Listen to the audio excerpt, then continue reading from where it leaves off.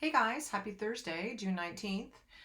It's Shannon Cunningham, your astrologer living and working in Toronto, Ontario, Canada.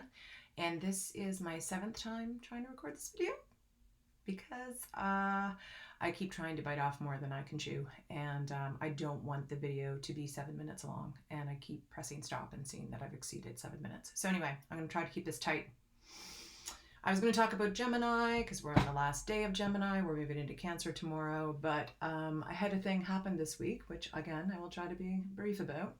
A friend of mine is going through some stuff. She asked me to take a look at her chart and give her some astrological insight, which I did. So I kind of did some work up on her natal chart, then was doing some predictive work, and she was like, wow, I was blown her mind. And then halfway through the interaction, she said, Shannon, I have to admit something to you. I've no idea what astrology is or how you're coming at this, or like, so I realized then when I asked a few other people what they knew about astrology or what I do, that yeah, it is kind of confused, and there's a lot of people who kind of think that there's a psychic component, or tarot, numerology, tea leaves, any of those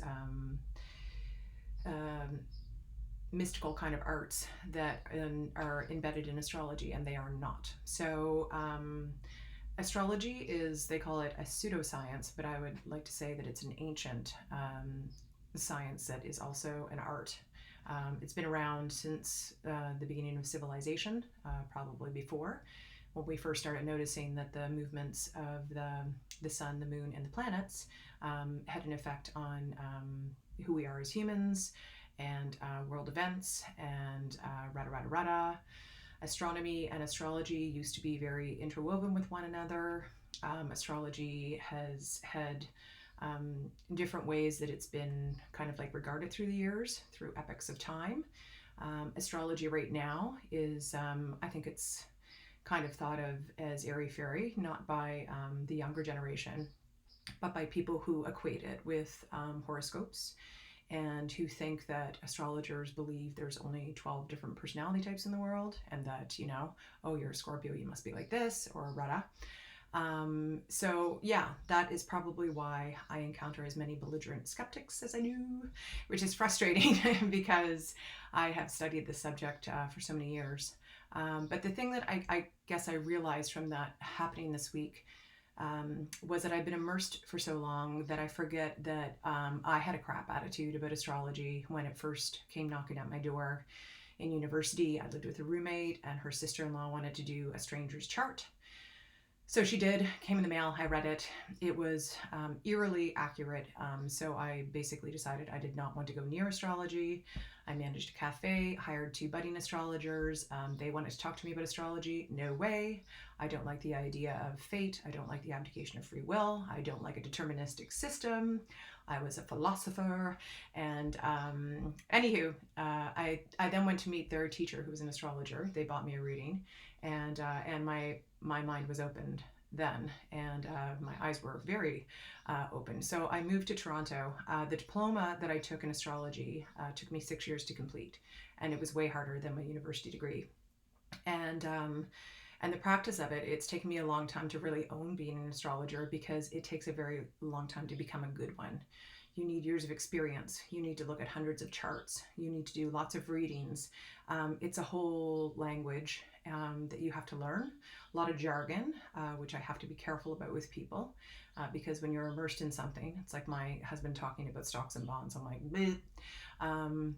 So yeah, it is.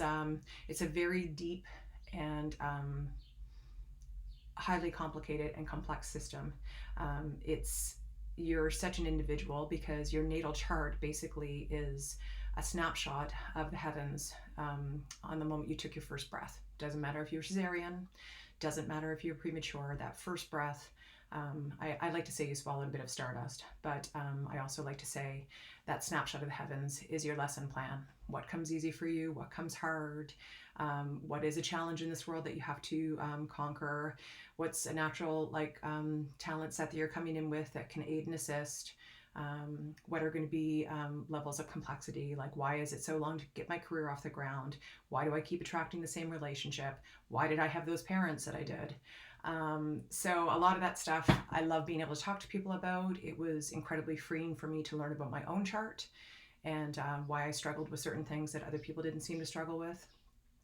Anyway, that's just an overview. I'm going to stop at that and say, yeah, your natal chart reading when you go to see an astrologer is basically it's a delineation of what was happening in the sky the moment you took your first breath.